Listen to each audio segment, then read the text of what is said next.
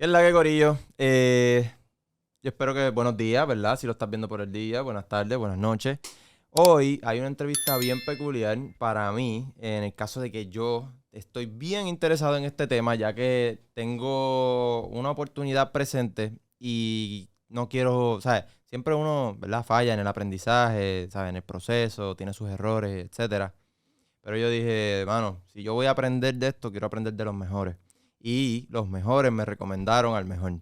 Así que, ¿cómo estás? Jan Morales, brother, ¿cómo estás? Bienvenido. Saludos, mano. Súper bien. Gracias por la invitación y agradecido de estar aquí hoy.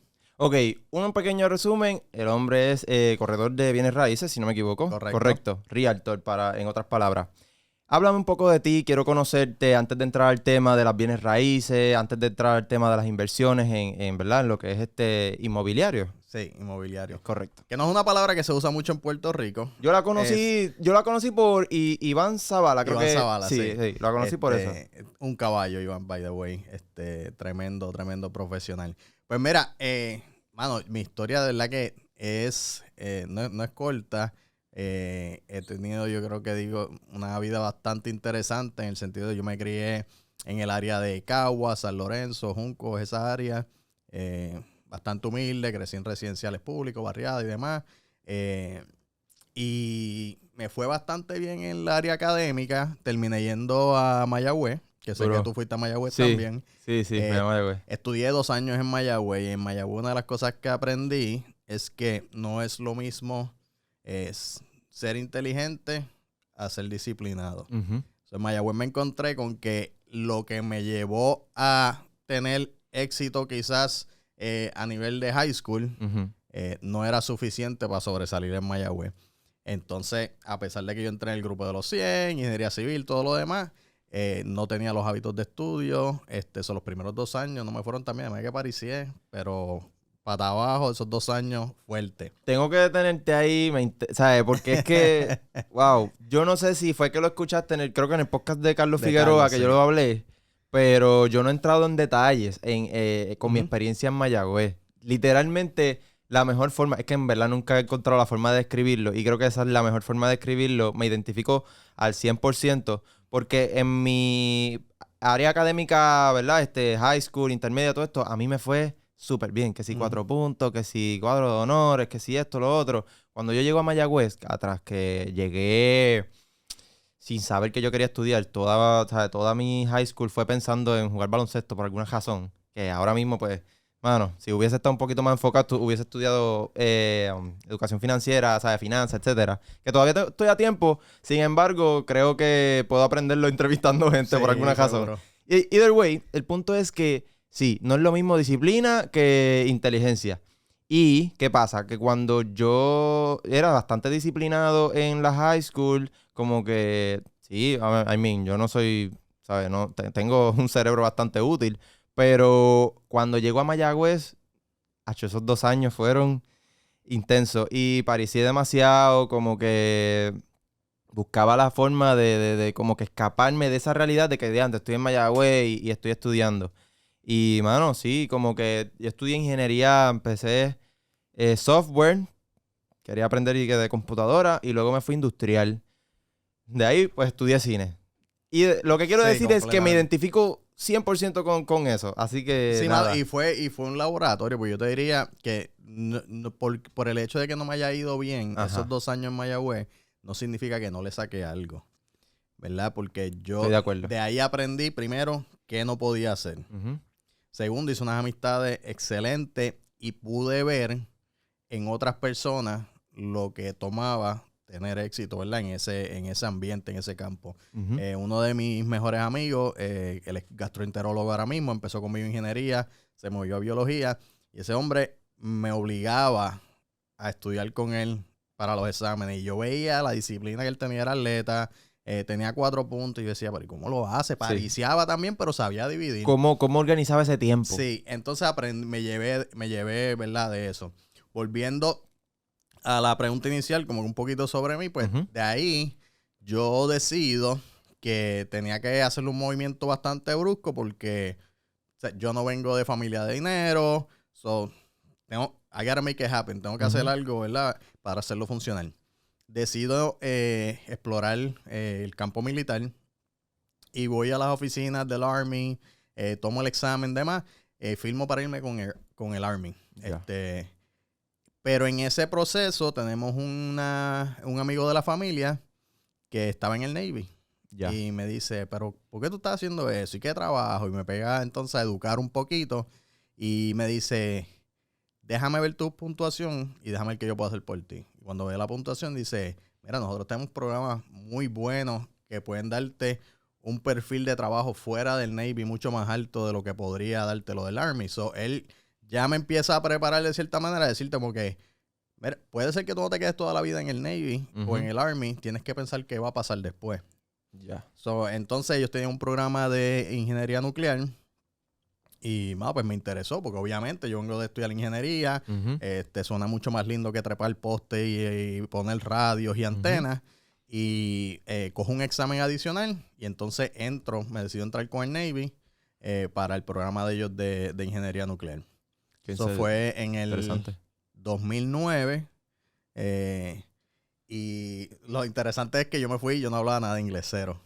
Wow. Entonces la promesa era que me iban a enseñar inglés cuando estuviera allá, que eso nunca ocurrió. Eso fueron años bien interesantes. Ya cuando entro al programa del Navy, pues yo sabía que había un programa adicional dentro del Navy que para las personas mejores cualificadas podían aplicar y ellos te enviaban a la universidad a terminar tus estudios. Bien.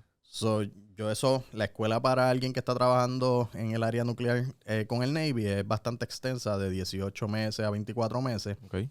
Y yo me aseguré de, como quien dice, matar la liga. Hizo toda esa disciplina que no tuve y no apliqué en Mayagüez. Ya sabía que era lo que tomaba y me dediqué 100%. Me escogen para ese programa, voy a la universidad, termino mi bachillerato en ingeniería civil, termino un bachillerato en literatura y entonces sigo mi carrera. ¿En Mayagüez como tal? No, en Estados Unidos. Ya. En Estados Unidos las dos. Y ahí me gradué de tope de mi clase y todo lo demás. Hice los 2 bachilleratos en 3 años, fui a España, estudié un verano en España y de ahí pues me voy a ser oficial de submarinos nucleares. Adiós. Sí, y entonces estuve trabajando, mis últimos 5 años fueron trabajando en esos submarinos. Había trabajado en submarinos anteriormente, pero como mecánico nuclear y luego como oficial de todo, porque un oficial hace todo en un submarino. I mean, tú captaste que tenías que tener esa disciplina en Mayagüez, como que supiste qué es lo que tomaba. Ya yo sabía que lo que yo había hecho en Mayagüez no funcionaba. Y tenía pruebas de personas que estaban haciendo lo que funcionaba. Ya. O sea, que lo que estaban haciendo le funcionaba a ellos. Eso era cuestión de venir acá y decir, ok, pues tengo que comportarme como mi mejor amigo, no me puedo comportar como Jan del 2004. 100%. Y pues ya ahí, obviamente uno va con una mentalidad un poquito más madura, pues tuvimos los resultados. Ok, ¿cómo de aquí, sabes, cómo del Navy tú pasas a corredor de business, sabes, de bienes raíces? ¿Sabes? ¿Cómo tú mezclas esas dos cosas de la nada? Así como que Navy, ingeniero nuclear, civil, estudios en España, como que, ¿cómo tú lo aplicas y cómo esto te sirvió para tu nueva carrera? Sí, pues mira, yo cuando estaba en el Navy y demás, siempre me interesó todo lo que tenía que ver con propiedades y demás. Yo estudié delineante en la high school, estudié ingeniería civil. Ese campo siempre me interesó. Y luego, cuando me gradué de high school, yo tenía un amigo que entró a la banca y luego se hizo corredor de bienes raíces y estaba en ese mundo y siempre nos manteníamos en comunicación constante. Ok. Pero hasta cierto punto lo seguía viendo bien lejos. Y una vez conocí a alguien en Carolina del Sur, donde yo estaba estacionado, puertorriqueño de Moca, y él me cuenta sobre su portfolio de propiedades que él ha adquirido a través del tiempo, cómo lo hizo. Como que, espérate, aquí hay algo, este jibarito de Moca lo pudo hacer, somos iguales, eso es un peer, como alguien que yo me puedo relacionar, claro. Pues quizás yo lo puedo hacer también, y empiezo a educarme. Compro mi primera casa, compro mi segunda casa luego, después compro una multifamiliar en Puerto Rico y sigo por ahí. Pero eso era de manera obviamente personal, yo me sigo educando, aprendiendo y todo eso es mío, o sea, no es que yo estoy ejerciendo como corredor. Ya, pero aquí me surge una duda. La manera en que tú te educaste fue como que con relaciones públicas, o sea, amistades, las personas que conocías que estaban haciendo lo que le iba bien, o fue que pagaste algún curso, ¿cómo fue esa dinámica? No, fue una combinación. Yo empecé a escuchar podcasts Pero para de que tú bienes veas lo raíces. importante que son los podcasts. Sí, hay un podcast bien grande en Estados Unidos, full de bienes raíces. Todo el que está en bienes raíces, lo más seguro conoce ese podcast. Empiezo a estudiar por medio del podcast, empiezo a leer libros de bienes raíces, empiezo a ir a meetings. En Estados Unidos se hacen muchos meetings de inversionistas y demás. Empiezo a ir a esos meetings. Cada vez que vengo a Puerto Rico, contacto al amigo mío y le digo, mira, voy a estar 3 días, el viernes me voy contigo todo el día a trabajar. Y me iba con él y lo veía interactuar, cómo se movía la cosa, hasta que eventualmente terminé comprando una casa que él me ayudó a conseguirla y demás. Y así es que me voy educando. No, fíjate, para ese tiempo... So, tú fuiste directamente a la práctica. Tú no estuviste como que muchos años educándote, No, ni pagando unos cursos de estos bien caros, porque he conocido varias historias de que no, que si yo quiero ser realtor, qué sé yo, y se meten a unos cursos particulares y gastan un montón de dinero y la historia es que no terminan sí, haciéndolo. porque mi plan inicial nunca fue ser realtor. Y yo creo que yo nunca cogí cursos per se como para inversionista, porque para ese tiempo no me acuerdo tener conocimiento de que habían, de que existían esos tipos de cursos. O sí compraba mucho libro, leía mucho libro y Ya, escuchaba que mucho tú te podcast. educaste por tu cuenta. Correcto. Pero nada, todo eso es obviamente en el ámbito personal. Todavía yo no llego a correr de bienes raíces. Luego de que en el 2018 decido, cuando acaba mi contrato con el Navy, decido no renovar y me voy a trabajar como ingeniero en la industria farmacéutica. Ya. Me voy para Texas, estoy 2 años allí trabajando y me surge una oportunidad en Puerto Rico que es bien cómico porque yo hoy no estuviese en Puerto Rico, yo creo. Si no fuese por esa oportunidad. Sí, pero la oportunidad me llegó porque la persona que me buscó había sido oficial de submarino. Era un americano. Ya. Él llega a Puerto Rico a trabajar en esta farmacéutica, está buscando un perfil de gerentes específicos y le pide al reclutador que busque esta persona para esta posición de gerente que cumpla con estos requisitos. Obviamente, oficial de submarino con ciertos trabajos, que hable español, que sea nativo, no vemos mucho. Ujú. Entonces me encuentra, entramos en la negociación y llegué acá a Puerto Rico. Qué bien. Y ya cuando estoy trabajando en esa farmacéutica, tengo un amigo en la farmacéutica que hablábamos mucho sobre bienes raíces. Él tenía varios apartamentos en Mayagüez y siempre estaba hablando de inversiones y demás. Y él me dice, mira, para la pandemia creo que fue, me dice, este curso lo podemos coger online para sacar la licencia de bienes raíces. Y yo, y nos apuntamos ese mismo día. Él nunca lo terminó, yo lo terminé.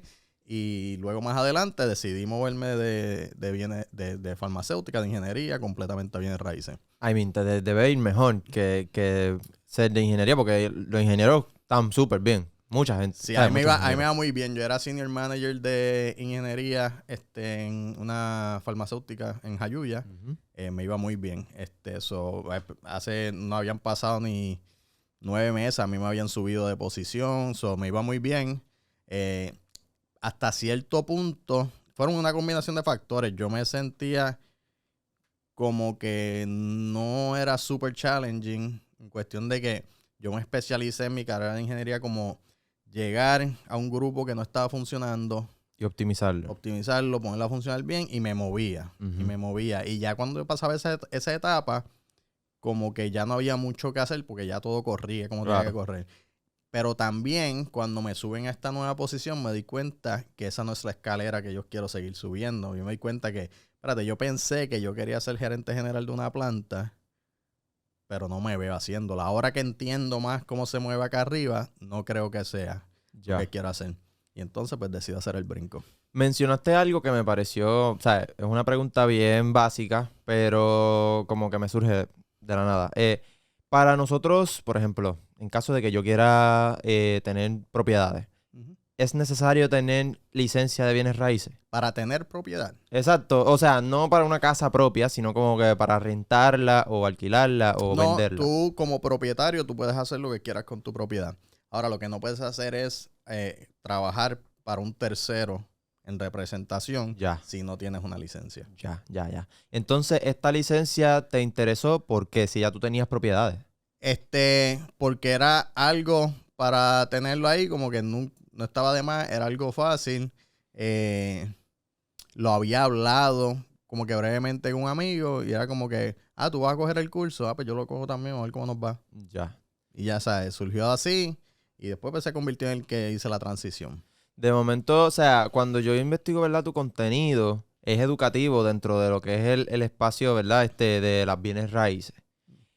¿Cuál es el reto detrás de, por ejemplo, con qué finalidad? ¿Educativo? ¿Con que vendes algún tipo de curso, algún tipo de mentoría dentro de este campo? Pues mira, inicialmente el fin era, como yo te dije, yo estuve fuera de Puerto Rico 14 años. Claro.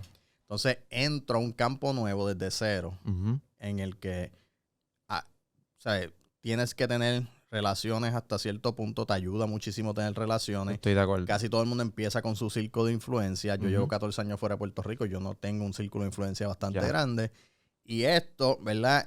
Me da la oportunidad de empezar a llegarle a más personas. I mean, ¿cuánto tiempo llevas haciendo contenido? 2 años. 2 años. So, estamos hablando de 2022. En pandemia fue que y realizaste la licencia de bienes Mi raíces. licencia me llegó en el principio del 2021. Ya. Entonces, como que tu idea era, ok, necesito conexiones, necesito relaciones Correcto. públicas. Lo primero fue, en realidad, yo no estaba activo en las redes sociales ni nada. Conozco a José Galíndez. Ya. Y Galíndez es el que me empuja a que cree contenido. Porque yo lo vengo orientando a él, ayudando en el proceso de obtener propiedades, vender propiedades y todo esto. Y me dice, Jan, tú sabes mucho. Uh-huh. Enséñale a la gente, ¿sabes? Crea contenido, que la gente te conozca, que sepa, que pues, tú puedas hacerte una referencia. Y más que nada, para sacármelo de encima, empiezo a hacer el contenido. Ya. Pero ahí pues se crea, sigo tratando de darle lo más consistente posible.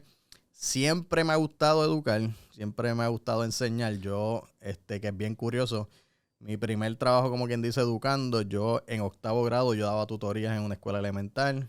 Luego cuando estoy en high school yo cogí el College Board el primer semestre de 11 y mi trabajo en 12 fue dar tutorías para el College Board a estudiantes que se estaban preparando. Ya. O sea, como que siempre estuve en esto de la educar. educación. Uh-huh. Y también lo que me dio, ¿verdad? Obviamente sí se logró el fin de que más personas me conocen, le puedo llegar a más gente, pero también me obligaba a aprender. Si yo quiero llevarte un tema que yo no conozco a profundidad, pues yo no puedo sentarme frente a la cámara y simplemente tocarlo por encimita. Solo tengo que ir a estudiar para entonces poder educar. A mí me sucede mucho eso, que cuando yo quiero, ¿sabes? Yo aprendo más enseñando.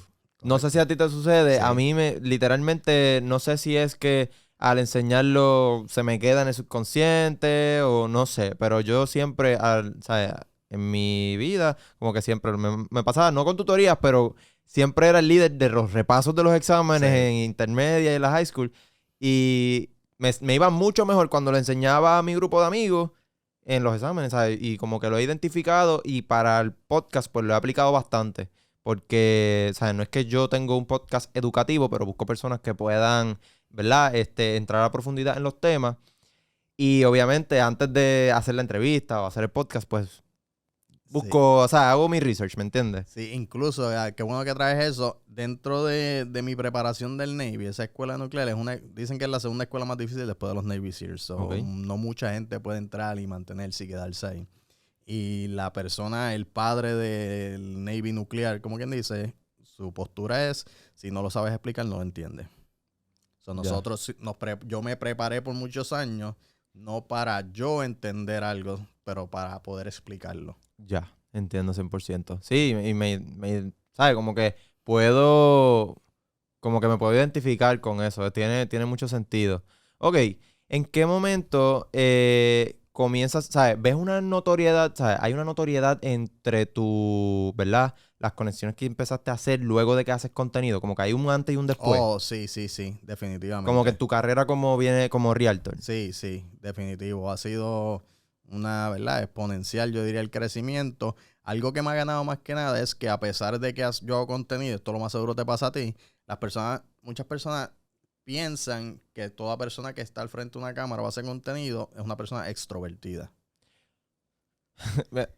El nombre de este podcast tiene un sentido y en Es- verdad me gusta que cuando la gente se identifica con ser una persona introvertida, porque mano, así he sido yo muchas veces Y aún todavía tengo esa quisquilla por dentro, ¿me entiendes? Como que... Pues yo no diría que yo soy una persona extremadamente introvertida, pero siempre se me ha hecho difícil dar ese primer paso. Ya. Lo que me voy dando cuenta con el podcast es que me abre la oportunidad de que ya, por ejemplo, si voy a un setting donde hay muchos colegas corredores de bienes raíces, siempre va a haber alguien que da el primer paso por mí. Ujú. Y ya de ahí, pues, yo puedo, ¿verdad? Interactuar y crear relaciones y demás. Sí, porque te ven también, te ven la gente, mira, y te quieren Correcto. conocer. Como que hay algún, yo no sé si eso se le puede llamar un aura o cierta energía que después de que tú haces contenido, la gente tiende a verte ya como algo distinto a lo normal. Sí, y más que eso, si estás haciéndolo, si estás siendo original y estás siendo una persona genuina y auténtica, Ujú. la gente va a sentirse que te conoce.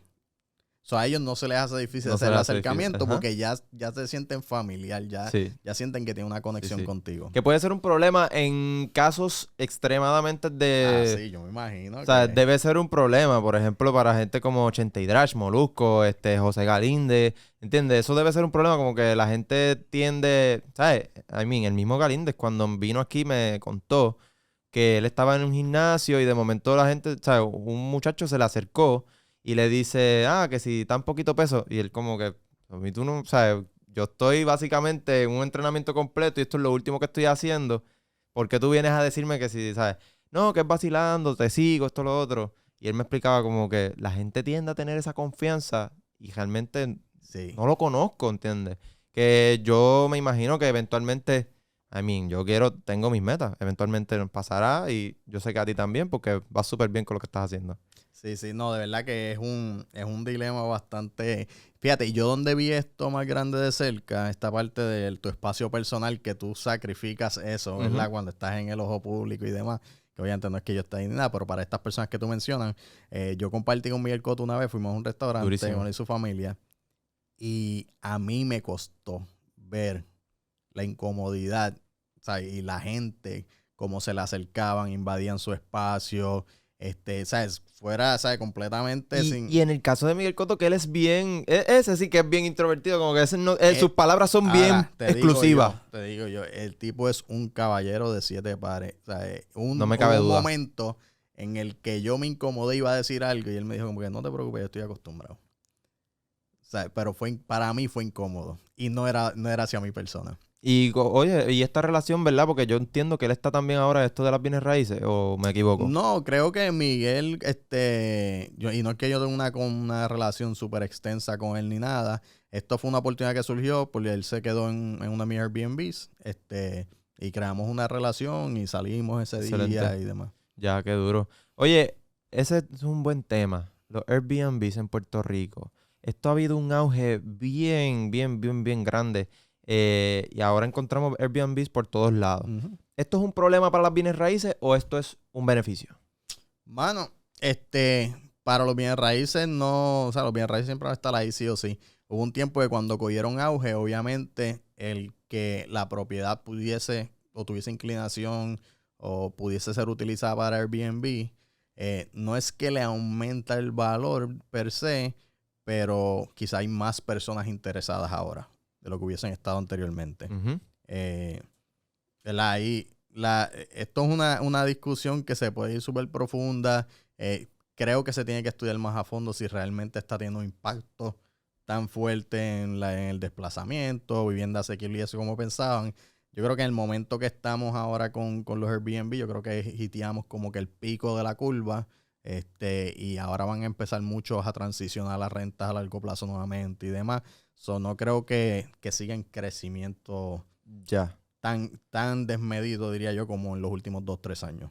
Pues entonces, contéstame esta duda, porque hay personas que, ¿sabes? No yo, porque yo como que siempre me lo he cuestionado, pero piensan que tener un Airbnb ya es, con uno que tenga ya estás haciendo las cosas bien brutal. O sea, yo siempre he pensado que las bienes raíces como tal, las propiedades como tal, casas, como que Ujú. multifamiliares y esto, son más, con el tiempo va a ser mucho más eficiente que un Airbnb, ¿verdad? Porque esto de los Airbnbs, como tú estás diciendo, la curva ya, si tenemos el tope, tiende a bajar, la demanda, ¿sabes? Bueno, Como que es menos. lo que pasa es, no es, todo funcionan, todo modelo de negocio, ¿verdad? Dentro de bienes raíces tú puedes tener espacios comerciales, espacios de uso mixto, puedes tener terrenos agrícolas, puedes tener un alquiler de una propiedad típica, puedes tener, todo funciona, pero no todas las propiedades funcionan para cada causa. Ya. ¿Lo entiendes? Para cada renglón. Yo no puedo pretender tener una casa como en el medio de una urbanización y decir, no, esta casa, esto aquí va a ser una fábrica de hacer ¿sabes? Claro. Uniformes Ajá. escolares. No, o sea, todo tiene su propósito y su uso y su mejor uso. Y todos dan dinero. El problema es cuando forzas que esa propiedad sea, Ujú. ¿verdad? Algo que no tiene el potencial de ser. Ya. Mencionaste algo para mí bien importante y de hecho me surge la pregunta, cuando tú vienes a Puerto Rico, ¿en qué año? 2019. 2019. So, estuviste más de 6 años fuera de Puerto Rico. 14. 14, exacto. Sí. Pero en los últimos 6 años entiendo que hubo lo de la ley 60. Ujú. Eso aplicó para ti, si no me equivoco. No. Yo, de por cierto, si yo me hubiese mudado a Estados Unidos 6 meses antes, pudiera haber aplicado. Ya. Pero no cumplía con los términos. Ok, a lo que voy con esto es esta narrativa de que cuando aplicaron todo, o sea, el mejor ejemplo es Logan Paul, Brock Pierce, etcétera, cuando vienen a Puerto Rico para no pagar taxes y toda la cosa, y traen una influencia bien grande de gente a invertir en la isla, comprando propiedades y haciendo esta, ¿cuál es la palabra? Es desplazamiento de personas, pero gentrificación. Gentrificación. Eso ha pasado en múltiples lugares, como lo es las costas. Rincón básicamente ya casi es un lugar, ¿verdad? Con menos puertorriqueños que, ¿sabes? Hay más americanos que puertorriqueños. Que entiendo que el ejemplo de Rincón específico, ese movimiento viene desde mucho antes. Sí, es mucho antes, pero también por el área turística del surfing y toda la cosa. Exacto. Sin embargo, yo entiendo que debe haber aumentado con esta influencia que trajeron todos estos, ¿sabes? Cuando vienen a Puerto Rico para beneficiarse de la ley 60, creo que es la ley 60, ¿verdad? Correcto, ley 60. La ley 60. Ha sucedido mucho, por ejemplo, aquí en Arecibo, en el área de Islote, que es un área bien turística, ¿sabes? Muchas playas bien bonitas. Me imagino que en Manatí y en San Juan ni se diga. ¿Cómo esto le afecta la imagen a gente que quiere invertir en la isla, puertorriqueños? ¿Cómo le afecta la imagen al puertorriqueño que quiere invertir Porque, aquí, mira, o cómo le afecta en general? En general, porque mira, yo conozco la historia, o sea, no a profundidad, pero sé de un actor puertorriqueño que ha querido invertir en la isla en propiedades y no le venden. O sea, no le quieren vender por simplemente... Por lo menos desde su punto de vista. Ese es su mensaje. Ese es su mensaje. Porque sí conozco de colegas que tengo conocimiento de que sí lo atendieron. Que sí. Sí. Eso está interesante. ¿Cómo puedes indagar un poquito más ahí? Bueno, nosotros nos hablamos dentro de la industria y tengo conocimiento de personas que sí lo atendieron. Ya. ¿Y cuál era la dinámica? El hecho de que él no haya llegado a conseguir la propiedad que era, que no se llevó la oferta o demás, esos son otros 20 pesos. De que otros corredores quizás no lo atendieron, puede ser que haya pasado. Pero creo que el mensaje de él fue bastante generalista. Y nada, mano, es su punto de vista. Yo no lo puedo debatir, pero sí te puedo decir que tengo constancia de colegas que sí lo llegaron a atender. Ya. So, dentro de la industria, esta narrativa es falsa. De que los puertorriqueños no le quieren vender a puertorriqueños. Correcto. Es falso porque, por ejemplo, si yo soy agente de bienes raíces y llega un extranjero y llegas tú, yo lo que quiero es venderle la propiedad a mi cliente por el mejor precio, punto, y se acabó. Yo estoy representando a ese vendedor. Ya. ¿Verdad? Si tú haces la mejor oferta, ¿por qué yo no te voy a vender? Claro. O sea, no hace sentido, pues ¿cómo me beneficio pero le yo? beneficia también a los al extranjero, porque ellos vienen ya con esta ley que los beneficia. A los puertorriqueños, supuesto, y eso como corredor uno no lo puede cambiar. Y obviamente el vendedor, si la propiedad es tuya, por ejemplo, tú le vas a vender al mejor postor independientemente de quién sea. Nosotros como corredor, no hace sentido que yo te diga, voy a eliminar el 80% de mi posible público porque es de aquí. Lo estoy vendiendo. O sea, yo quiero vender. 2, hay una ley federal, que es el Equal Housing Opportunity, que yo no le puedo negar esa oportunidad ni a ti como puertorriqueño, ni a él como extranjero. No puedo. O sea, por ley federal yo no puedo hacerlo. ¿Y cómo ahora, nosotros como compradores podemos saber eso? ¿Sabes? Como que de esa ley, ¿Me entiendes? Yo no conocía de esa ley. Ok. No es que yo soy un comprador, pero Yo me creo, entiende como que para que la sonar gente que sepa. no estemos mezclando quizás los temas. No sé si la pregunta está yendo a cómo se beneficia el extranjero de esta ley, que el puertorriqueño no se beneficia. Eso más o menos lo que Más o te menos quiere vamos decir. por esa línea, sí. Obviamente, la ley 60, antes era la ley Acto 2021, 21-22, se hace con la idea de traer capital externo a Puerto Rico. Ujú. En Puerto Rico siempre se circuló dinero, pero no había inyección de Económico. capital nuevo. Esto se trae para traer capital nuevo ¿verdad? A Puerto Rico. Ahora, podemos debatir obviamente de que quizás la ejecución no ha sido la mejor. Ya. ¿Verdad? Y quizás las auditorías y demás no ha sido la mejor para llevar. Pero eso es un problema que creó el gobierno. Porque, por ejemplo, Jan Morales, si me hubiese ido 6 meses antes a Estados Unidos y regresaba y por ley, ¿verdad? Que esa no fue la razón principal por la que vine, pero que por ley ahora yo me puedo beneficiar de que si yo vendo una casa, porque, ¿verdad? Porque el extranjero que se acoge a esa ley 60 no tiene un beneficio al comprar una casa. Es un requisito de que compren una residencia en Puerto Rico, pero no hay un beneficio. El beneficio vendría si más adelante ellos venden ese activo y generan unas ganancias. Entonces, en esa ganancia capital no pagarían impuestos. O si fuesen en stocks y demás. Pero ellos no tienen un beneficio de comprar una propiedad. Ellos tienen un requisito de que tienen que comprar una propiedad. Ya, por eso es que esto está pasando a un nivel que la gente pues se está dando Yo cuenta. creo, lo que a mucha gente le ha molestado, ¿verdad? Y se ven las redes y demás, y yo lo puedo entender claramente, es que obviamente atraímos personas con bastante acceso a capital que ahora ven oportunidades donde quizás por muchos años nosotros no las vimos o no podíamos capitalizar, no teníamos acceso a ellas, lo que fuera el caso, y ellos están empezando a invertir, ¿verdad? En ciertas áreas, y eso está forzando quizás que las personas ya no puedan pagar renta en esa área y demás. Ahí es donde viene la parte de la gentrificación. Pero todo esto, como te digo, si yo tengo una propiedad a la venta, me contrataron para venderla y llegan clientes, sean extranjeros, sean locales, yo no puedo discriminar como agente de bienes raíces. Por ley. Por ley. Ya. ¿Ok? Yo tengo que presentar las ofertas. El dueño escoge la oferta según él crea, ¿verdad? La que sea mejor. Yo te puedo decir que... Que quizás el problema es de los mismos puertorriqueños. Yo creo que es un problema de fiscalización. Creo que se pueden pensar aún mejor los proyectos de leyes antes de tirarlos, ¿verdad? Y en el proceso ir ajustando. Creo que en algún momento eso va a llegar.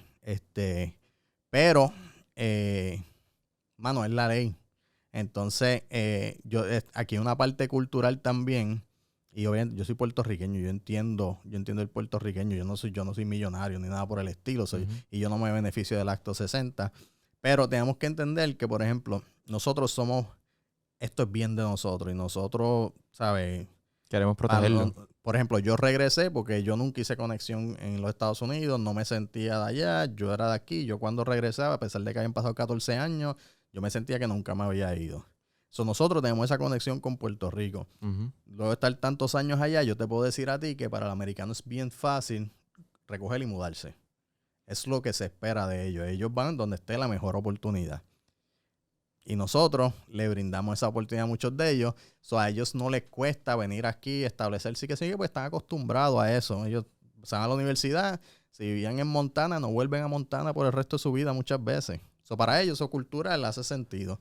Y nosotros somos más, protegemos de nosotros, ¿verdad? Uh-huh. Tenemos ese orgullo. Y creamos una ley que para ellos, pues, era una decisión fácil. Entiendo que la primicia de la idea de traer capital nuevo no es mala. Creo que la ejecución tiene mucho espacio para mejorar. Ya, tienen una oportunidad de mejorar. Entonces, nuestros políticos tienen mucho trabajo que hacer ahí. Bueno, eso se sabe. Eso se sabe hace ratito. Eso se sabe hace ratito, empezando por la corrupción. Anyway, me interesa mucho saber el tema de la inflación. ¿Cómo esto afecta o cómo esto se beneficia quizás personas, ¿verdad? Corredores de bienes raíces o esto le afecta? Sí, nos afecta a todo porque es como... Si las cosas se ponen malas, nadie gasta. Si tú tienes un negocito que estás vendiendo piragua, pues la gente, y las vendes a $3, antes quizás vendías 100 en un día. Pero ahora la gente dice, tengo 4 nenes, son 12 pesos, más la mía son 15, no me da, hoy no hay piragua. Lo mismo con las propiedades. Si el dinero está aguantado, quizás yo quiera comprarme una casita con un cuarto adicional, algo en un área quizás más segura, algo más cerca de una escuela que quiero para mis hijos, pero O el cuando trabajo. miro la realidad financiera, digo, me tengo que aguantar un poquito. Pues nos afecta, sí, nos afecta. Y se ha visto la cantidad de ventas ha bajado a nivel nacional, Estados Unidos, Puerto Rico y todo lo demás. La inflación nos afecta a todos y en todos los aspectos, y eso incluye los bienes raíces. Entonces, para comprar casas estamos en el peor momento. Por ejemplo, jóvenes como yo que ya mismo aplican para comprar casas. No necesariamente, Ok. ¿verdad? Porque hay que mirar el picture completo, tienes que mirarlo todo. Por ejemplo, ¿cómo te afecta la inflación? La inflación a ti como comprador. Si ¿verdad? La inflación, el efecto de la inflación en bienes raíces es que puede ser que los precios de las propiedades suben, no necesariamente, pero donde te afecta directamente es el interés de la hipoteca. Esos van a tender a subir. Si el interés de la hipoteca sube, de la manera que el banco te presta dinero, ellos te hacen como que es un análisis financiero y ellos tienen unos parámetros. Ellos dicen, ok, no podemos pasarnos de X% de deuda comparado, ¿verdad? Y basado en esos parámetros, decir, ok, basado en lo que vimos, lo que tú generas, tus deudas y tu crédito, tú llegas hasta aquí, ¿verdad? Digamos $150,000. Pero eso era 4%. Ahora digamos que subió a 6%. Pues ya no son $150,000 porque ese pago va a ser mayor, eso va a bajar. Eso te limita, tu poder de adquisición se va afectado negativamente. Ese es el impacto tuyo personal. Ahí tú dirías, pues tengo que buscarme una casa más económica. El pago va a ser un poquito más por menos de lo que estoy obteniendo porque se refleja en el interés. Pero si me dice, ¿es el peor momento? Depende. ¿Por qué depende? Ahora mismo hay ayudas a nivel estatal para personas que están comprando su residencia primaria. Digamos que tú como joven fuiste al banco, te precualificaron y te dicen, mira, sí, cualificas para X cantidad, pero como cumples con estos requisitos, el gobierno te puede dar hasta $45,000 de crédito para la compra de tu propiedad. Ya. Entonces, si tú me preguntas a mí, no, los intereses están altos. Sí, pero ¿cuándo más te van a dar $45,000, como quien dice, de down payment para esa casa? Y eso te va a bajar el pago. Eso vas a terminar quizás comprando al precio caro, pero te descontaron $45,000. Eso para muchas personas es el momento indicado para comprar. Esto es algo, por ejemplo, ¿verdad? Porque los negocios son así. Y la desinformación es donde más afecta en los negocios. Esto es algo que se educa a las personas. Por ejemplo, en tu contenido, tú dejas saber que, mira, ahí tienes estos beneficios tú como joven para comprar. Correcto. Porque claro, al final del día te beneficia como vendedor. Sí. Correcto. Sí, es bien, es algo que se ha hablado mucho. El Departamento de Vivienda ha hecho campaña. En programas de televisión lo mencionan. Sé que hacen campañas en diferentes pueblos, ¿verdad? Hacen una convocatoria, la gente va, se educan. Los bancos ahora tienen parte de ese proceso. Cuando la gente lo llama, le dice, mira, también cualifica. Eso sí están los mecanismos. Creo que es algo que muchas personas ya conocen. Sí están los mecanismos para educar. Sí, que quizás el que no lo conoce es cuestión de ignorancia. O ignorancia o quizás no ha tenido la oportunidad. Quizás, por ejemplo, si yo, tú ahora, que quizás digamos que tú no conocías, ¿verdad? Pero llamaste al banco hoy para hacerte la precualificación, en ese momento lo más seguro te vas a enterar. Bien. Porque quizás tú no ves televisión, no estás pendiente de la convocatoria, en ese momento te vas a enterar. Y, por ejemplo, ¿esto aplicaría aunque yo quiera comprar la propiedad simplemente para rentarla? No. Tiene que ser residencia primaria. Residencia primaria la tengo que vivir sí o sí. Correcto. Viste que ahí están los detalles dentro de, ¿sabes? Esas cláusulas pequeñas que no se mencionan. Sí. ¿Eso podría conllevar a que algún tipo de demanda federal? El que no la vivas. El que no la vivas, exacto. Pues mira, dentro de como estas ayudas típicamente trabajan, es que cuando tú compras una propiedad te dan lo que se conoce como una escritura de la propiedad, ¿verdad? Y ahí dictan todos los términos de quién vendió, quién compró, por cuánto, dónde está la propiedad localizada, si se hizo una hipoteca o no.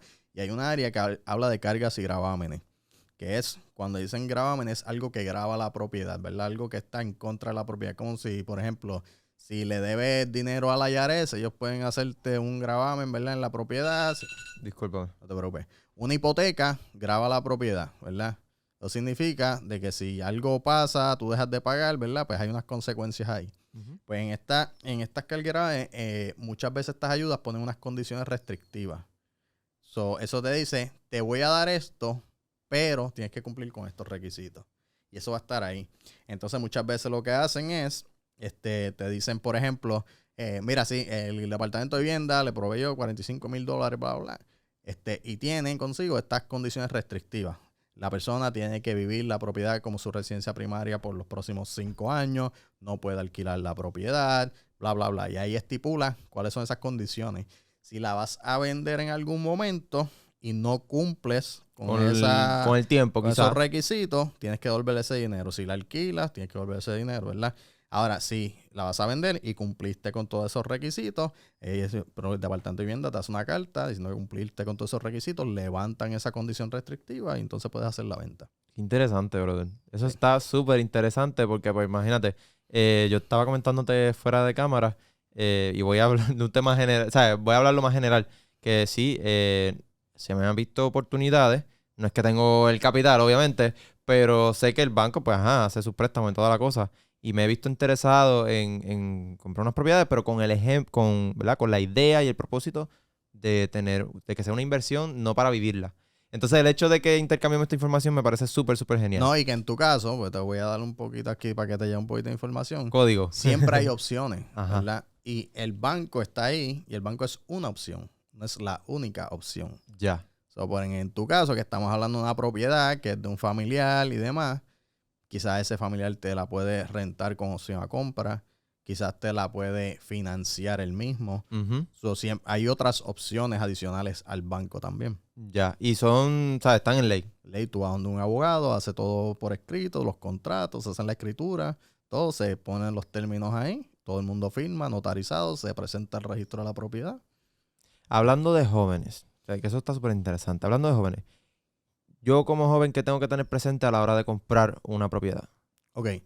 En tu caso específicamente, que lo más seguro hace muchos servicios profesionales, asegurarte que tus planillas reflejen tu realidad económica. Típico, la frase es no tires las planillas al piso, ¿verdad? Ok. Porque vas a darte cuenta, si este es tu primer año trabajando, rindiendo planillas, que obviamente las planillas se cuadran ingresos y gastos. Muchas veces se le pone mucho gasto a la planilla para cuadrar cuánto, ¿verdad? Terminas pagando en intereses. Eso tienes que tomarlo en consideración, ¿verdad? Hacerlo, que cuando lo vayas a hacer, pues que refleje la realidad, porque si no tienes ingresos, ¿en base a qué te van a prestar? Claro. Sí, ¿Ok? tú tienes que darle algo para que te den algo. Sí. Correcto. Asegúrate que cuando estés trabajando con tu contable, que tengan una planificación, ¿verdad? Y de los gastos que vayas a reportar, pues asegúrate que tengas unos ingresos para mostrar. Claro. ¿Verdad? Tienes que tener 2 años de planilla. Para personas que tienen empleados típicos, ¿verdad? W2, pues lo mismo, 2 años de empleo. Tiene que ser permanente.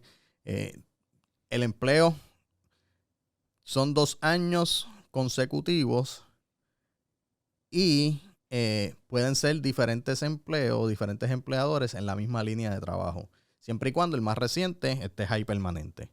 Digamos, por ejemplo, en el caso de, digamos que alguien empezó a trabajar de gerente en un SAMS o de supervisor en un SAMS, y lleva 1 año y cambió y ahora se va a Costco y hace la misma función.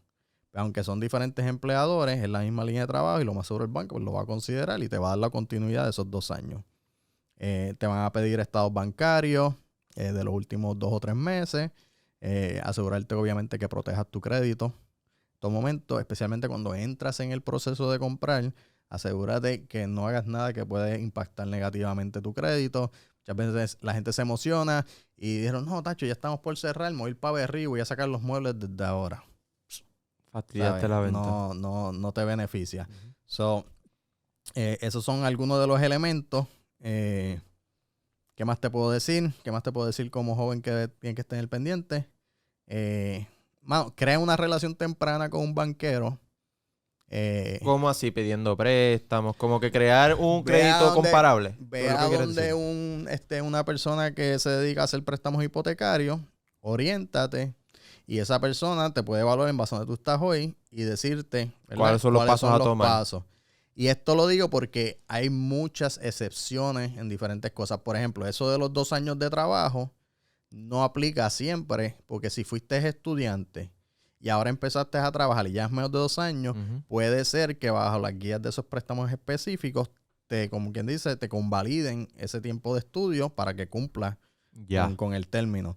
Se puede establecer esa relación para que te puedan encaminar y decirte, ok, estos son los milestones, estos son los checklists, ¿verdad?, las cajitas que tienes que chequear. Qué interesante, mano. Sí, que es como buscarte un mentor que te ayude y que te dé la guía, ¿entiendes? Que te guíe en el camino. Correcto. Fíjate, me parece súper, súper interesante. Pero como en toda carrera siempre hay un momento bien difícil. Para ti como corredor de bienes raíces, para ti en tu proceso. Tienes que haber fallado muchas veces para saber lo que sabes hoy. Sí, por supuesto. Uno siempre mete la pata, ¿verdad? ¿Qué es meter la pata en las bienes raíces? Son muchas cosas. Para mí, que yo cojo mucho orgullo en el servicio que yo le doy a mis clientes, es no tenerle la información necesaria cuando la necesitan o esperar a que ocurran problemas que yo pude haber previsto que puedan afectar cualquier parte del proceso y llegue de sorpresa, ¿verdad? Y todo esto uno lo va aprendiendo con el tiempo. No tienes que ser un estudiante constante, pero también tienes que acercarte a personas que conocen, que han pasado el proceso y que te pueden dar la mano. Yo desde muy temprano tuve un abogado que todavía el día de hoy seguimos trabajando de la mano en la mayoría de mis casos, que fue parte de ese mentor. Cada vez que yo tenía una duda, licenciado, no, mira, Jan, eso trabaja así, así, así, tienes que asegurarte, igual con un banquero. Tenía un banquero de confianza que yo la llamaba a ella y me decía, no, Jan, porque eso funciona, tienes que estar pendiente. Y entonces vas creando ese círculo de información que te ayuda, ¿verdad?, a tomar los pasos correctos. Correcto. Pero, mano, errores. ¿Se pierde mucho dinero? O sea, la pregunta va alrededor de que si se pierde mucho dinero en el proceso. Se puede perder dinero. Depende de cómo tú hagas tu negocio, puedes perder dinero. Si, ¿verdad? Y esto quizás ya va más dirigido a los que son agentes de raíces. Hay diferentes tipos de contratos cuando tú estás representando a una persona o acuerdos de representación. Tú vienes a donde mí hoy y me dices, mira, ya estoy pensando vender mi casa, bla, bla, ¿verdad? Y entonces quizás llegamos a un acuerdo. Ese acuerdo puede ser un acuerdo exclusivo, puede ser un acuerdo semi-exclusivo o un acuerdo abierto. Okay. La exclusividad me dice, yo soy el único agente de raíces que va a poder representarte, ¿verdad? Yo puedo colaborar con otros agentes para que traigan compradores y demás, pero yo soy tu representante o vendedor. El semi-exclusivo dice, yo puedo buscarlo o tú también puedes buscarlo. Y el abierto es como que no, aquí que Dios reparta suerte, el que llegue, llegue. Si tú caes en la práctica de que yo te dejo saber desde ahora, mis acuerdos son todos exclusivos. Ok. ¿Por qué yo no cojo el listados abiertos? Porque si yo invierto dinero en promoción, en video, en fotografía y todo esto, y de momento llega otro corredor y vende esa propiedad, perdí, ¿verdad? Sí se puede perder dinero y obviamente aquí hay muchas legalidades, eso también pueden haber demandas, pueden haber de todo, obviamente uno tiene sus seguros y demás, pero sí. Ya que estamos entrando, ¿verdad?, en el tema de verdad, como que algo más para los corredores o los que quieren ser corredores de bienes raíces, ¿qué son esos 5 elementos que tú buscas en una propiedad o quizás ¿verdad?, en un cliente que básicamente cumplen para tú comprar y tú dices, es una buena compra o sea, es un buen negocio? Un buen negocio. Pues mira, de la manera que se establecen los precios, ¿verdad?, o el valor de una propiedad en el mercado, va a ser en base a qué ha pasado qué se ha vendido recientemente que sea similar a esa propiedad. Nosotros le llamamos comparable, ¿verdad? Digamos que tengo una casa en una urbanización, todas las casas son iguales, pues yo voy a buscar las últimas 3 ventas y ver cómo se compara. Y en ese proceso el tasador va también a buscar comparar, por ejemplo, si esta tiene piscina y esta no, cómo compenso por eso, ¿verdad? Y tratan de comparar chinas con chinas, botellas con botellas y llegan a un valor. Entonces, la tasación es lo que le va a decir al banco en los casos de propiedad financiera, esa opinión profesional, pues estos tasadores, ¿verdad?, son licenciados, que tienen esa propiedad en el mercado y el banco presta en base a esa opinión. ¿Ok? Estableciendo eso, cuando la propiedad se vende, no quiere decir que siempre se vende por tasación. Puede ser que se venda por encima, puede ser que se venda por debajo. Y el precio de venta, cuando se finalice esa venta, es lo que establece, ¿verdad? Independientemente de lo que fue la tasación, eso es lo que el mercado dijo que valía esa propiedad. ¿Tú recomiendas siempre que se haga una tasación? Sí. ¿Por qué? Porque te deja saber, ¿verdad? Una idea de lo que tú estás adquiriendo, cuánto, ¿verdad? Cuánto es que vale, cuánto es esa opinión profesional. Ahora, no quiere decir que, por ejemplo, muchas personas confunden estos conceptos. Dependiendo el tipo de propiedad, puede ser que yo mande 3 tasadores a una propiedad y los 3 tengan un valor un poquito diferente, ¿verdad? Y esto puede ser que se dé más en los casos que quizás, por ejemplo, si yo estoy en una urbanización y tengo 3 ventas de esa urbanización, pues es fácil, ¿verdad? Está todo ahí y ellos van a tener todos la misma información y lo más seguro van a ser bastante similar. Ahora, si es una propiedad rural con unas características quizás un poco no convencional, pues ya ellos tienen que extender un poquito, jugar dentro de los parámetros que se le dan y ver, ¿verdad? Pero no todos quizás lleguen a la misma propiedad como una propiedad comparable. Eso puede afectar. No es que el tasador está haciendo el trabajo mal, es que su apreciación de que es una comparable puede ser un poquito diferente entre un tasador y el otro. ¿Estos tasadores son financiados por el comprador o ustedes los corredores lo No, financian? hay 2 tipos de tasación. Está la tasación privada. Si, por ejemplo, tú eres un dueño y tú tienes una propiedad que la quieres vender, tú puedes escoger hacer una tasación privada, contratar a un tasador que te haga una tasación. Cuando es se hace financiamiento por una propiedad, el banco va a requerir que tú como persona que estás adquiriendo la propiedad incurras en ese gasto para ellos saber cuánto te van a prestar en base al valor de esa propiedad. Ya. Porque yo he conocido, ¿verdad? Tengo las personas cercanas que me han dicho, bueno, cometí un error haciéndolo de la tasación porque se pagó y no terminamos comprando la propiedad. Lo que pasa es que si vas a someterte al proceso, Tienes que estar seguro. Es parte del proceso. ¿Qué ayuda, verdad? Por ejemplo, en ese caso que no se dio. Yo puedo imaginarme 100 razones por las que no se dio. Algunas pueden ser culpa de los compradores, algunas pueden ser culpa de los vendedores, algunas pueden ser situaciones que no fueron previstas, ¿verdad? Que pudieron haber sido solucionadas.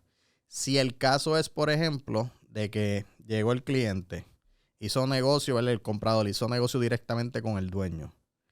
Para el dueño, su casa siempre va a valer más en casi todas las ocasiones de lo que el mercado pueda dictar, porque claro, hay unos sentimientos. Hay un valor sentimental. ¿Verdad? Y llegaron a un acuerdo. Ahora, la casa se vendió, ¿verdad? Se puso en contrato bajo 150,000, pero tasó 120. Y esta persona no tiene para pagar esa diferencia. Y el dueño dice, no, mi casa vale 150, eso es lo que yo quiero. Pues el banco le va a decir, mira, yo tengo que prestar en base a los 120 porque ese es el valor del mercado, no te puedo prestar en base a los 150. Y por esa razón se pudo haber caído la caso. Venta. La venta. Una manera de quizás solucionar ese problema o darte una mejor oportunidad de que eso no ocurra, tú trabajas con un corredor, que el corredor te haga un estudio de mercado y te diga, no, mira, esa propiedad está por encima de, ¿verdad? Que no quiere decir que la persona no la pueda comprar. Entonces, puede ser que la persona tenga el dinero y tenga razones suficientes por qué está dispuesta a pagar más por esa propiedad. Y como esa persona está dispuesta a pagar más por esa propiedad, eso se convierte en el valor de la propiedad, porque el valor es lo que una persona esté dispuesta a pagar por ella. Claro. ¿Okay? Ese es el valor en general, como que del mercado. Correcto. Al final del día es supply and demand. Si una botella de agua se vende todos los años, se vende $1, $1. Y de momento ahora la gente llegaron las Sanse y están por San Juan y están secos. Y alguien le está vendiendo a $5 y la gente la compra, pues el valor de esa botella de agua en la Sanse son $5. Son $5. Es cierto. ¿Verdad? Pasa lo mismo. Pero pueden haber muchas razones y por eso yo siempre recomiendo, ¿verdad? Que se utilice un corredor de bienes raíces. ¿Por qué? Porque tú como vendedor no vas a tener conocimiento de los productos financieros y los requisitos. Lo más seguro, tu casa para ti está perfecta, pero tiene 10 cosas que no cumplen para que ese financiamiento se pueda dar. Pusiste tu casa demasiado barata porque no sabes, perdiste dinero. La pusiste muy cara porque no sabes, nadie te va a llegar, no la va a vender, vas a pasar por ese proceso que entró al banco, se cayó el caso, todo el mundo con dolor de cabeza, ¿verdad? Hay muchas razones. ¿Cómo tú sabes quién es un comprador cualificado o no? En la parte del comprador es lo mismo. ¿Cómo yo sé que esa casa vale lo que están diciendo? Ya. ¿Qué cosas tengo que mirar para asegurarme que si la voy a opcionar, vaya a pasar el financiamiento? ¿Ves? Todas estas cosas son detalles que si no tienes un profesional, se te hace difícil. Pero el detalle también está en quién es un buen corredor o quién me va a ayudar más, Sí, es ¿entiendes? como Porque, todo. Hay buenos mecánicos y malos mecánicos. claro, entonces, ¿cómo yo puedo identificar un buen mecánico en el caso? Esto lo dije en otro podcast, esto es, no, tú lo vas a contratar, pues una entrevista de trabajo, llama, habla, ¿verdad? Mira, estoy buscando, tú trabajas estas áreas, estoy buscando estas áreas, si has vendido ahí, has representado personas ahí, ¿cuál ha sido entrevístalo, entrevístalo, porque yo me considero un buen corredor de bienes raíces, pero lo más seguro no soy un buen corredor de bienes raíces para todos los clientes. Claro. Hay un cliente que me va a decir, a mí no me gusta como Jan trabaja, es muy upfront, me dice, ¿verdad? No, como que no me esconde las cosas, a mí no me gusta ¿verdad? Yo, por ejemplo, yo tengo un cliente y tú me dices, no, mi casa vale 300,000 y yo sé que vale 150, yo te voy a dejar saber que vale 150.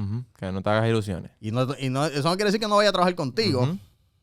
pero yo voy a ser bien honesto y te voy a decir, no, mira, es que eso ¿sabes? Eso lo tenemos que arreglar, eso hay que ver. Yo soy así, yo trabajo así. ¿Por qué? Porque yo trato de manejar las expectativas desde el principio. Yo reconozco que igual que no todos los clientes son mis clientes, no todos los corredores son los corredores ideales, son entrevistas. Ya. Busca a esos corredores, ¿verdad? Habla con ellos, busca sus redes sociales, qué están haciendo, pregúntale sobre su experiencia. Crear contenido te ha dado más credibilidad en el mercado. Más exposición, la credibilidad no se lo gana haciendo. Ya. ¿Entiendes? Yo puedo hablar de 20 cosas en mi podcast. De 20 cosas. Y si no actúo y no ejecuto, no dice, mi credibilidad me la da que yo soy un realtor, ¿verdad? Que te voy a hacer la diferencia aquí rapidito. Hay muchos agentes de bienes raíces y pocos realtors. Un agente de bienes raíces es una persona que está licenciada por el Estado. Un realtor es que se asocia a un board of realtors, una asociación profesional, al National Association of Realtors, ¿verdad? Ellos tienen un código de ética, tienen ciertas herramientas y demás. Yo soy parte del San Juan Board, soy realtor. No que uno sea mejor que el otro, ni nada de eso no es lo que estoy diciendo, pero para que tenga la diferencia. Pero yo por ser realtor, todas mis transacciones entran en un sistema. Y si tú me dices a mí, Jan, pues déjame ver qué tú hiciste el año pasado, pues yo voy al sistema, bajo un reporte y digo, mira, aquí está todo lo que yo hice. Eso es lo que me da la credibilidad. Hablar en redes sociales me da exposición. Ya. Es que, pues, muchos casos, la gente por ver gente hablando en las cámaras, tienden a creer todo lo que dicen. Sí. Pasa mucho, Sí. porque es que igual que la televisión es propaganda, entonces uno se va a creer todo. O sea, como que Correcto. Imagínate cuando te presentan un Whopper así bien exagerado, tú vas y lo buscas y una cosita bien. Sí. ¿Entiendes lo que digo? Como Sí, que la por propaganda, supuesto, toda la por cosa. supuesto. Entonces, ¿qué cualidades tiene un buen realtor o qué cualidades tiene un mal realtor? Corredor de bienes corredor. raíces, vamos con corredor de bienes Corredor, raíces. ajá. Buenas cualidades, obviamente, puede comunicarse apropiadamente y debidamente contigo. Claro. Yo creo que eso es básico. Sí. Tiene que conocer de las mecánicas de los préstamos hipotecarios, del proceso de venta, de compraventa. Es como te digo, es que decir una cualidad buena o mala de uno es difícil porque todos trabajamos un poco diferente y eso no me hace mejor ajá, o peor.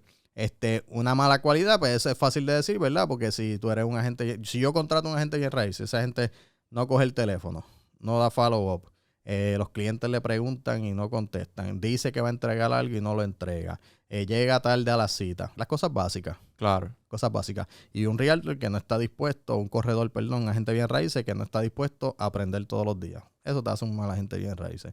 Eso te hace un mal podcastero también. Eso te hace un mal de todo. No estás dispuesto a aprender. Exacto. Pero de que lo hace bueno o malo, ¿verdad? Pues obviamente las cosas básicas te hacen bueno. Fallar en las cosas básicas te hacen malo, obviamente. Pero todos vamos a tener un estilo un poco diferente y una manera de manejarnos un poco diferente. Qué interesante. ¿Sabes? Como que yo nunca me había educado tan a fondo. Por eso las preguntas que a veces tú puedes decir, bueno, eso es básico. Pero para los que no están dentro de eso, ¿verdad? De esa burbuja de información, porque sí, no mucha gente está educándose constantemente sobre las bienes raíces. Y para mí me parece bien interesante. En el caso de restaurantes, ¿verdad? Hotelería, ¿sabes? Como que otros tipos de bienes raíces. Eso cae dentro de eso, sí, ¿verdad? los bienes raíces son un mundo gigante. Ajá. Y tienen diferentes ramas. Yo me especializo bastante en la gran mayoría de residencial. Ya. Está el área comercial, está el área, ¿verdad? De tierra, proyectos de desarrollo, Hay de todo. En Puerto Rico, muchos corredores hacen un poquito de todo. También hay otros que se especializan. Yo soy casi 100% residencial. Es lo que me gusta hacer y es lo que hago. Y no te ves en el futuro, ¿verdad? Indagando un poquito más en otras áreas. Sí, sí. Por cierto, comercial me interesa mucho, pero no pienso entrar hasta que yo no sienta que esté preparado. O sea, hay unas certificaciones y unas cositas que pienso coger para, ¿verdad? Porque yo entiendo bastante, obviamente, porque yo me autoeduco bastante, pero quiero asegurarme de, ¿verdad?, tener la certificación, entender claramente qué es lo que busca ese cliente, qué se le debe presentar y todo lo demás antes de entrar a ese campo. En Puerto Rico hay una área de oportunidad bastante amplia para ser corredor de bienes raíces en específico, o, ¿verdad? O ya sea en el área comercial o en el área residencial. Como que hay áreas de oportunidad. Creo que las especializaciones siguen siendo una oportunidad. Más y más corredores lo están haciendo, pero creo que no hasta recientemente no ha sido muy proliferante. Eso creo que hay espacios. Yo fui a un evento hace poco en el que se hablaba de que, por ejemplo, en la área comercial es un área que no muchas personas lo trabajan full time. Esto es lo mío, a esto es lo que me dedico. Y he visto, porque he hablado con varios colegas, un movimiento de más y más personas entrando en esa área comercial. Eso es un área que yo creo que definitivamente tiene potencial, especialmente ahora que a nivel nacional Estados Unidos, y obviamente casi todo siempre en Puerto Rico tiende a comportarse bastante similar. Esa área de retail y comercial que había reducido bastante por la pandemia, la gente trabajando desde las casas, está empezando a coger un poquito de auge de nuevo. Sí, porque mucha gente tuvo que vender ¿sabes? Cerrar esos comercios. Correcto. Y pues, obviamente, pues se abrió una puerta para esto. Y en verdad, hay propiedades abandonadas. Ustedes están, ¿sabes? Por ejemplo, tú como corredor, tú compras esas propiedades para, ¿verdad? Optimizarlas y mejorarlas. O sea, como que tú lo trabajas de esa forma. Yo podría hacerlo como inversionista, pero el corredor, típicamente el trabajo de corretaje es un trabajo de representación. Representación, es correcto. Ahora, de que hay corredores que también son inversionistas, sí, los hay. Por ejemplo, ¿tú lo has hecho? Correcto. Tú puedes comprar, y no necesariamente que estén, ¿cómo es que le llaman? En malas condiciones. En malas condiciones. Pero sí, tú como inversionista siempre vas a buscar negocio y hay muchas oportunidades de edificios que están vacíos, propiedades que están vacías, hasta propiedades que son de herencia y de todo un poco por ahí. Interesante. Mi bisabuelo tenía varias propiedades y esto. Y como que, de hecho, todavía nosotros lo vamos a visitar a un home y eso, donde él está.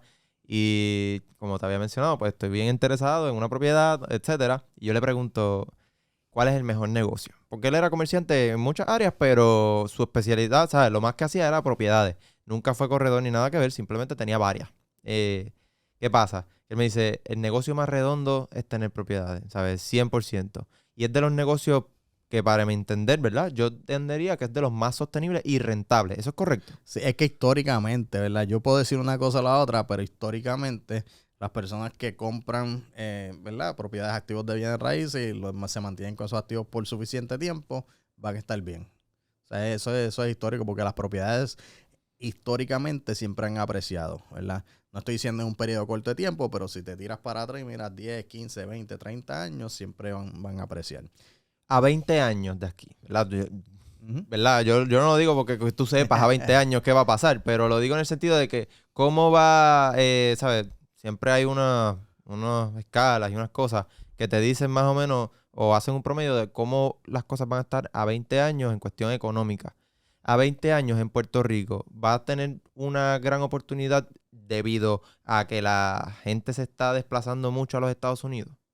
¿Sabes? Porque en la década de los 50, 40 y 30 que hubo una emigración bien, o sea, a los Estados Unidos bien fuerte, yo supongo que hubieron muchas propiedades en Puerto Rico que estuvieron a la venta. Entonces hay más oportunidad de compra.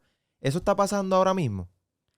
Depende, porque es que, mira el problema que nosotros tenemos. Tú lo acabas de decir, mucha gente se va, ¿verdad? Muchas de las propiedades que tú ves abandonadas tienden a ser herencia. Y los procesos de herencia para resolverlo son un poquito complicados, ¿verdad? Las leyes en Puerto Rico. Y por eso terminan siendo abandonadas porque dos de los herederos no aparecen, no se ponen de acuerdo, no se hablan.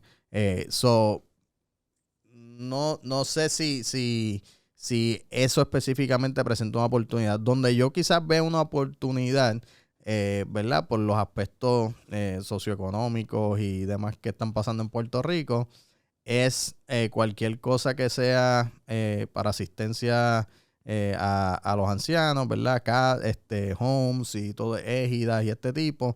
Obviamente, la data te dice que nos estamos poniendo viejos como sociedad en Puerto Rico, porque la mayoría de los jóvenes se están yendo. Si los jóvenes se están yendo, ¿quién está cuidando a estas personas? No se pueden cuidar solos.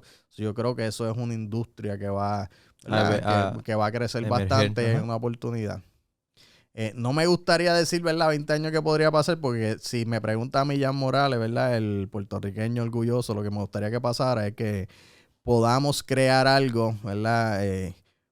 Para que más y más puertorriqueños sigan regresando a la isla.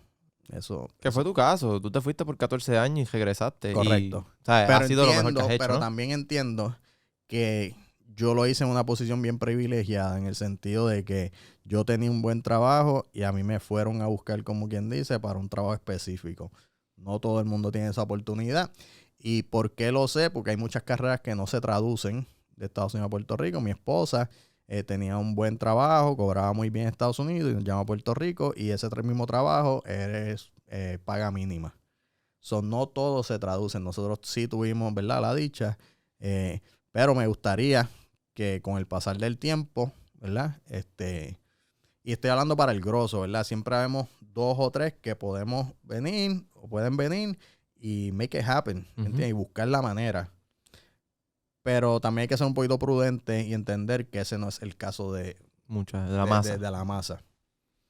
Que, o sea, me parece súper interesante, brother. Y este podcast, esta conversación, porque sí, ha sido entrevista, pero como que me ha gustado debatir contigo. O sea, no debatir, sino como que me ha generado tantas preguntas al momento, porque, nada, está a base, obviamente, del interés que tengo de propiedades y, ¿verdad? Y lo que ha hecho, lo que hizo mi bisabuelo, la manera en que él me lo ha comunicado, que mira, tienes que hacer esto es lo que es, esto es lo que deja, esto, etcétera. Nada. Me encantó todo, ¿sabes? No, ¿Qué te pareció a ti? bueno, ¿Tienes algún tema que quieras tocar, que quieras añadir? Mano, yo, como te digo, esta es tu entrevista, tú la manejas, yo acá trato de contestarte todo lo que pueda, así que si tienes algo más en confianza, pero ha sido un placer, súper cómodo. Me gusta explorar estos temas, especialmente con alguien que está, como digo, genuinamente tiene ciertas preguntas y ciertos, ¿verdad?, lagos y lagunas yo que quiere llenar. Yo siempre, brother, siempre digo lo mismo, y creo que lo dije en el podcast de Carlos Figueroa cuando él me invitó, ¿sabes? Genuinamente yo lo hago para aprender yo. Y como que la idea detrás de esto es que yo sé que hay gente con la misma duda que yo, ¿me entiendes? Como que ahí es donde cae la gente que se identifica, la gente que te consume, porque, mano, mientras más genuino, mejor. Correcto. Esa es la verdad. En todas las industrias, especialmente en el entretenimiento, la genuinidad y la autenticidad siempre va a reinar. Tú lo puedes ver en la música, lo puedes ver en el cine, lo puedes ver, ¿sabes? Como que los actores más famosos son ellos mismos haciendo un papel. Correcto. Que siempre tú ves que siempre es el mismo, pero es porque son ellos y la gente tiende a gustarle más, ¿me entiendes? Conectan. Exacto, conectan. Y como que yo no hago casi siempre, mis entrevistas no las hago pensando en qué es lo que la audiencia quiere, ¿no? ¿Qué quiero yo? Porque mi audiencia me sigue porque soy yo. ¿Entiendes lo que digo? Te entiendo. ¿Cómo te va en el podcast? No sabía que tenías un podcast. Vi que hacías contenido, pero no sabía que tenías un podcast particular. Sí, mira, tenemos un podcast, Bienes Raíces con Jan. Mano, súper bien. Yo creo que nosotros, desde el punto de vista que lo hacemos, ¿verdad? Lo hacemos para llevar, si tú ves mi contenido, no vas a encontrar chisme, es contenido de valor, obviamente todo relacionado a bienes raíces. Me mantiene con ese espíritu de estudiante en todo momento. Yo creo que llegamos a los 250 videos hace poquito. Qué brutal. Y sobre 500,000 visualizaciones en YouTube, que para un canal de bienes raíces, que es un nicho pequeñito, está súper. Estamos llegando a la gente, que es lo que importa. La gente sabe que estoy súper accesible, yo contesto todos los mensajes y demás. Y mano, me gusta lo que estamos haciendo. Ahora dimos como que ese próximo paso. Creamos una comunidad de coaching para agentes de bienes raíces. Eso era lo que iba a preguntarse. Y empezamos hace poquito. Tenemos 10 estudiantes. Y, mano, se nota el hambre y la sed por querer aprender más. Que al final del día, ¿verdad?, nos beneficia a todos que tengamos corredores, ¿verdad?, mejor preparados, que estén buscando siempre mejorar sus destrezas. Y obviamente para mí, como yo les digo a ellos, yo relajo con ellos y les digo, yo lo que quiero es que después de estas sesiones de coaching por un año, que cuando yo vaya a hacer un cobro con ustedes, yo esté en plena paz, porque yo sé que ustedes van a manejarse de manera profesional, van a hacer todo súper bien, ¿verdad? Estamos ahí dándole a ese nuevo proyecto. ¿Qué temas se cubren así básicos dentro de este coaching? Pues, hermano, como te digo, es para agentes de bienes raíces ya, y empezamos desde explicarles también, qué supongo. conlleva ser lo que nosotros llamamos un top producer, un agente que está produciendo un alto nivel, ¿verdad? ¿Qué conlleva en cuestión de cómo te manejas, cómo debes de pensar, tu mindset y demás? Entramos en plan de negocio, escribiendo tus metas, ¿verdad? Tratando de extraer exactamente qué es lo que tú quieres hacer y cómo llegamos ahí. Hacemos ese plan de negocio, cómo mantener ese proceso de mantenerte traqueando todos tus números para que te mantenga, ¿verdad? En esa ruta a cumplir tus metas. Y después entramos en todo lo que es más técnico también, ¿verdad? Cómo hablar con clientes, cómo presentar tu propuesta de valor, cómo generar leads, cómo manejar esos leads, cómo leer el contrato, cómo usar redes sociales para mercadearte y un montón de temas La parte del mercado supongo que es bien importante. Sí, es bien importante, especialmente porque nosotros todos somos contratistas independientes en este negocio, y crear tu marca personal es bien importante, porque hoy tú puedes estar con una compañía, mañana no sabes, y crear esa marca personal es lo que te va a dar esa consistencia independientemente de donde tú estés. Definitivamente, brother. Sí. De verdad que me ha encantado mucho, me ha parecido súper interesante. Exponer tus redes ahí. Jan Rialtor PR en Instagram es donde estoy más activo que en cualquier otra, y en YouTube Bienes Raíces con Jan. Qué brutal, brother. Nada, mi gente, ahí lo tuvieron, Jan Rialtor en Puerto Rico, PR, ¿verdad? Sí. Entonces, en su Instagram, y Bienes Raíces con Jan en YouTube. Síganme a mí como Lowkey PR en todas las plataformas. Sígame, suscríbete a este canal si te gustó, comenta cuál fue tu parte favorita, pendiente al próximo podcast. Y nada, sigan a Jan, síganme a mí. Se me cuidan, corillo. Muchas gracias, brother. Va.